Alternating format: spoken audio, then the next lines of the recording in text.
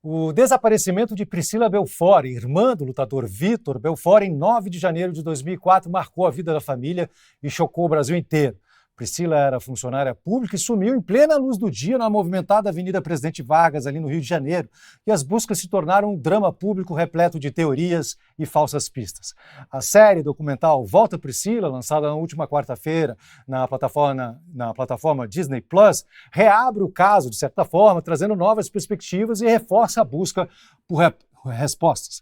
Até hoje, Priscila permanece entre os mais de 80 mil desaparecidos no Brasil, um lembrete da dor e da urgência por justiça e solução em casos semelhantes. A gente conversa agora com a mãe da Priscila, Jovita Belfort.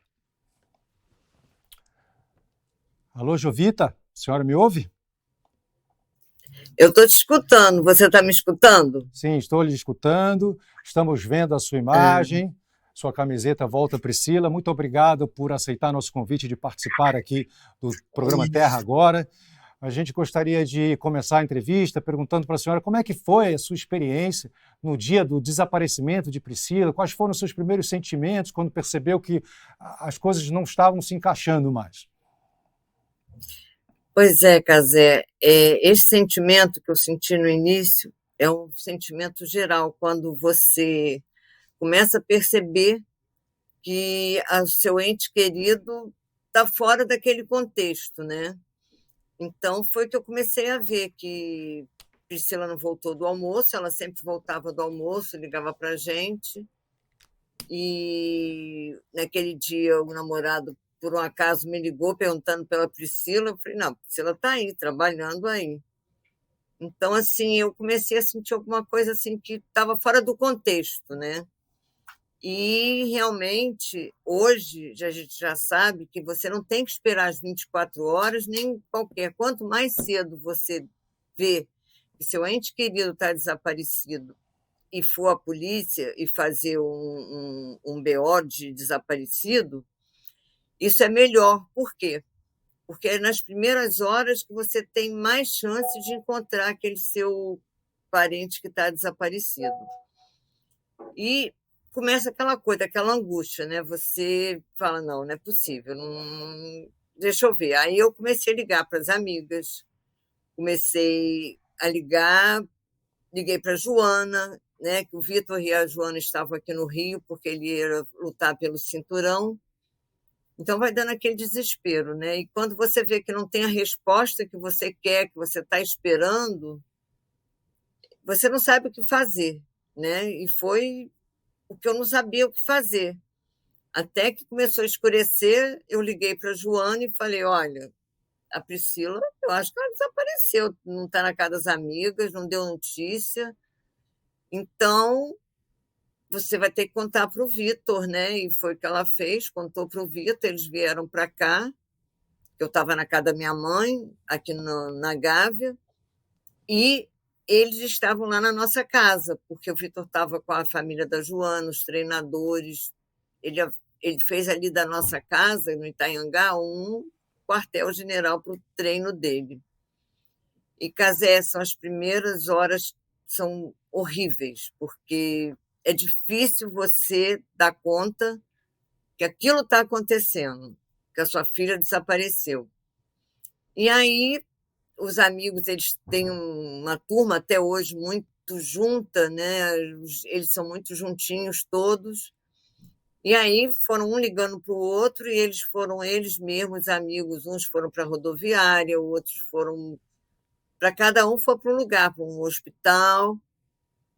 E quando chega assim, tipo meia-noite, que você já vai virando outro dia, que você vê que nada aconteceu, que realmente a sua filha está desaparecida, dá vontade de você gritar para o mundo, né?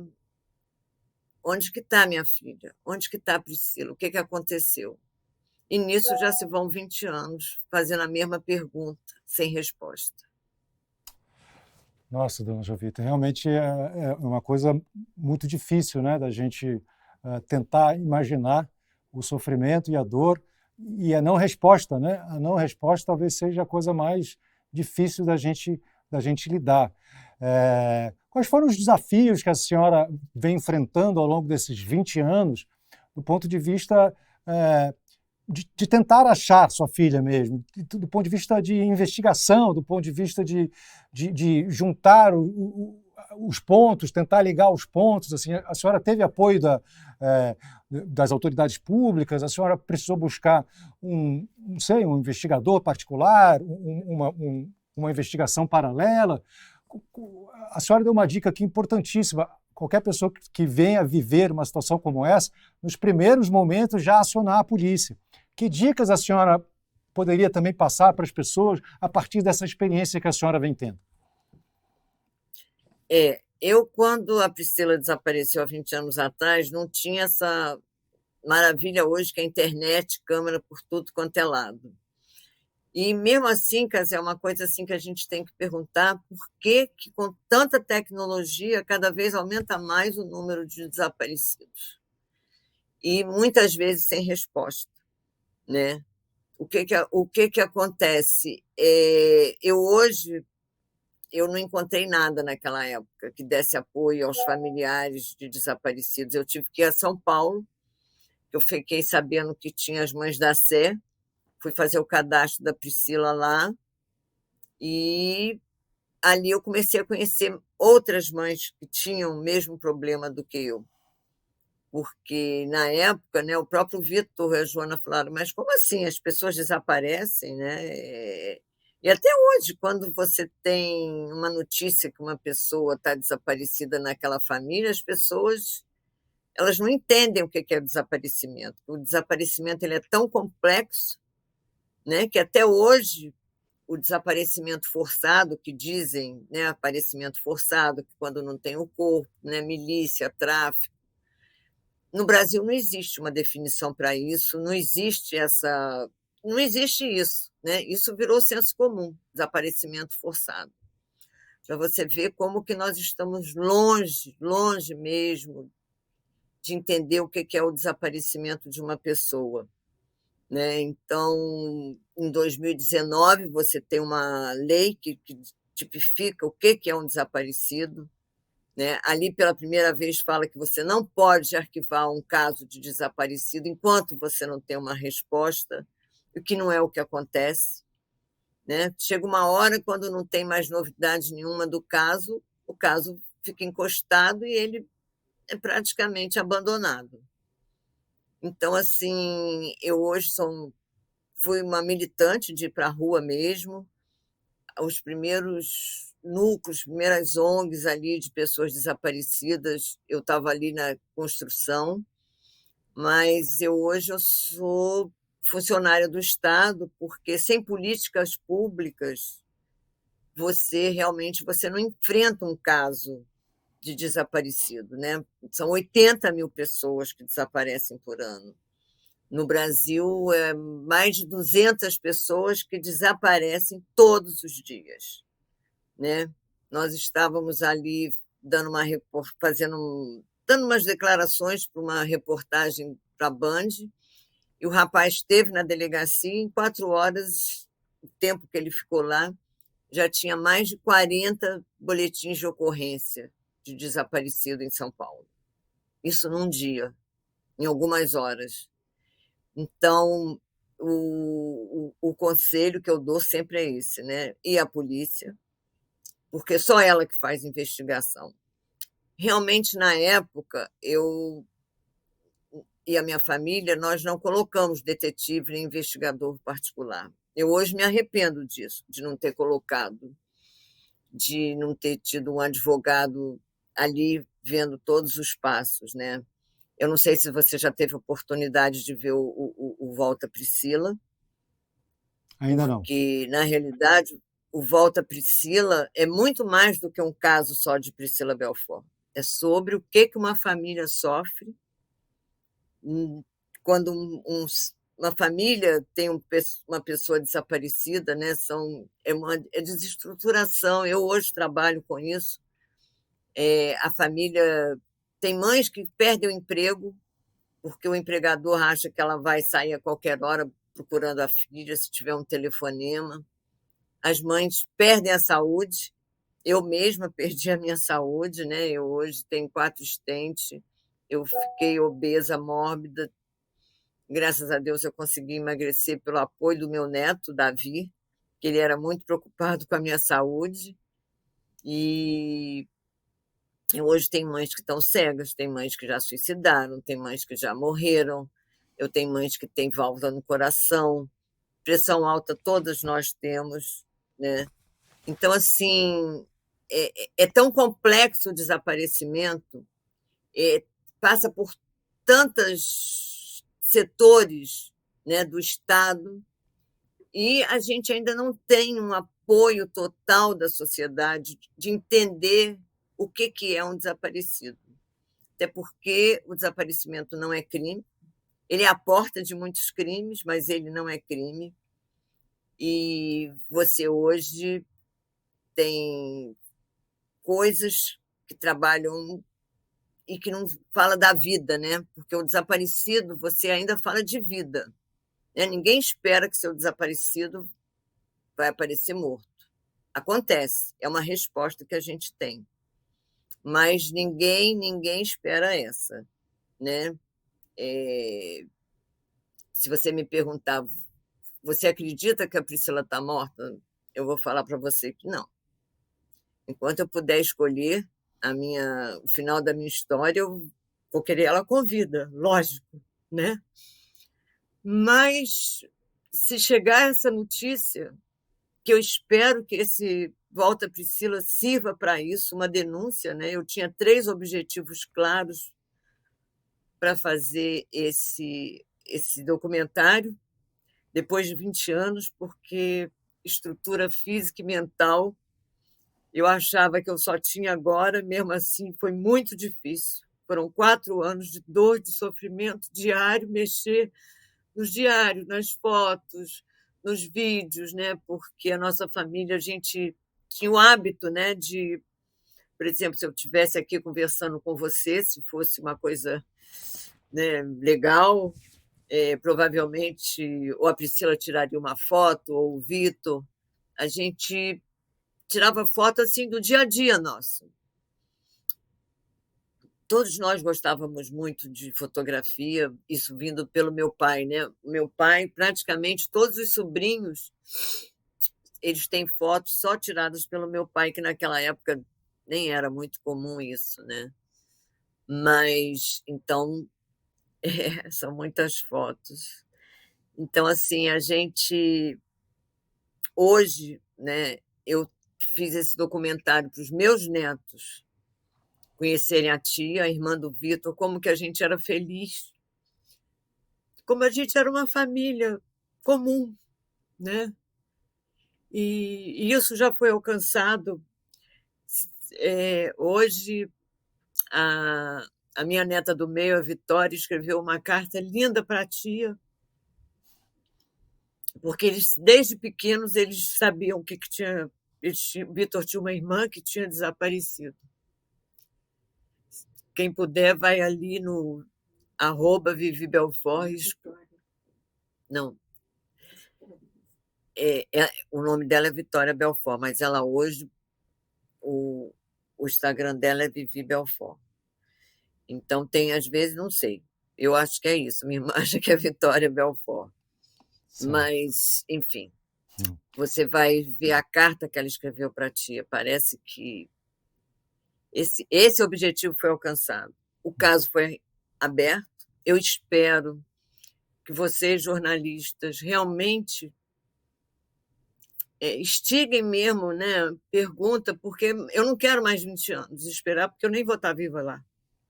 Mas já tem 1 ano que o caso está reaberto e eu realmente espero que venha alguma coisa, que vocês possam mesmo querer ver o processo, né? Eu fiquei sabendo lá em São Paulo que o processo está em sigilo, depois de 20 anos, sigilo de quê? Eu não sei. Mas, enfim, e realmente teve falhas, né? Hoje eu posso ver, porque minha irmã estava aqui na casa da minha na casa da minha irmã e da minha mãe. A Priscila e eu estávamos morando aqui por esses dias, porque Vitor estava na minha casa, na nossa casa, né, que a gente tinha no Itanhangá, com a Joana, a família dela, porque ele era praticamente o que 10 dias depois, 20 dias depois, ele estaria lutando pelo cinturão. Então, estava tudo isso em plena função disso, né? E isso agora me lembrou, respondendo a sua primeira pergunta, foi porque eu deixei Priscila no trabalho, porque depois eu estive com a Silvia, que era despachante para visto dos treinadores, das pessoas que iriam com o Vitor para os Estados Unidos. E quando eu cheguei em casa, o namorado dela me ligou perguntando pela Priscila. E ele trabalhava no mesmo prédio dela. Eu achei estranho aquilo, porque eu perguntei: Lucas, você está me ligando da onde que é esse barulho? Ele falou: eu estou no orelhão. Eu falei: orelhão? Um menino de Posses, falando no orelhão. Talvez até muita gente, mas nem vai saber o que é isso, né? Que está nos vendo, né? Porque não existe mais orelhão. Eram telefones públicos da rua. E ele com o celular, enfim, aquilo eu achei estranho. Eu falei: não, eu deixei Priscila, ela está no trabalho, né? E dali eu comecei a esperar ela voltar do almoço, né? E ela nunca voltou desse almoço. Então, assim, eu espero mesmo hoje uma resposta das autoridades policiais, o que aconteceu com a Priscila. E o Volta Priscila não fala só de Priscila, né? Mostra outros casos, mostra as mães. Ontem nós tivemos na Avenida Atlântica um ato maravilhoso, várias fotos de pessoas desaparecidas num paredão na Avenida Atlântica. E agora, nesse jogo do Flamengo, vão algumas mães, vão passar nos telões pessoas desaparecidas, não só crianças e adolescentes. Em outubro, o Flamengo também vai fazer uma no Maracanã, porque eu não pude estar nesse evento, porque eu tô muito machucada. Eu tô com uma prótese no ombro recente da operação, e essa semana tem sido de muita emoção na minha vida, porque eu tenho recebido. Eu estava até preparada para algumas coisas horríveis que eu poderia ver e escutar, mas, Gazé, eu só tenho recebido coisa boa. Então, isso, assim, eu acertei de fazer esse documentário. Que bom, dona Foram Jovita. 4 anos. Que bom. De muita dor e muito sofrimento, mas está valendo a pena. Sim, sim. A senhora é guerreira. Ao longo desses 20 anos, a senhora tem transformado a sua enorme dor numa luta, né, coletiva. A senhora conseguiu, inclusive, Sim. contribuir para a criação da Delegacia de Descoberta de Paradeiros no Rio de Janeiro. Parabéns por essa conquista. O nosso papel aqui, verdade. nosso papel aqui como imprensa Não, também. é verdade. Depois dessa delegacia, mudou a história de desaparecidos no Rio de Janeiro. Sim. Porque hoje as mães têm dignidade quando vão numa delegacia. Não estão entrando numa delegacia de homicídio. São pessoas especializadas para tratar dos Sim. familiares porque somos 2 vítimas, né? A família, isso ficou muito claro no documentário, e a vítima em si, que é a Priscila. Que é desaparecida, né? E são todas assim. São 80 mil famílias por ano que têm a mesma dor, o mesmo sofrimento, porque a morte faz parte da vida. Sim. Se tem uma coisa que une toda a humanidade, é a morte. Mas desaparecer, não. Não. Sim. Ninguém vem e fala: não, eu quero um filho que desapareça. Não. Não, de forma alguma. Então, E como a senhora mesmo falou, o papel da imprensa acho que é isso mesmo, também é expor essa situação, fazer essa denúncia, e para que a gente consiga promover e pressionar as autoridades públicas a mudar essa situação. Muito obrigado pelo seu depoimento, dona Jovita. Eu que agradeço, Casé, de você ter aberto esse espaço, não só para mim, mas quando fala de Priscila, nós estamos falando também de todos os outros desaparecidos. Com certeza. Muito com obrigada. Certeza. Imagino. Sinta-se abraçado aqui por toda a nossa equipe do Terra Agora. Muito obrigado pela sua participação e boa sorte. Sua equipe é muito legal também. Parabéns. Que bom. Fico muito feliz. Muito obrigado. Um abraço. Um abraço.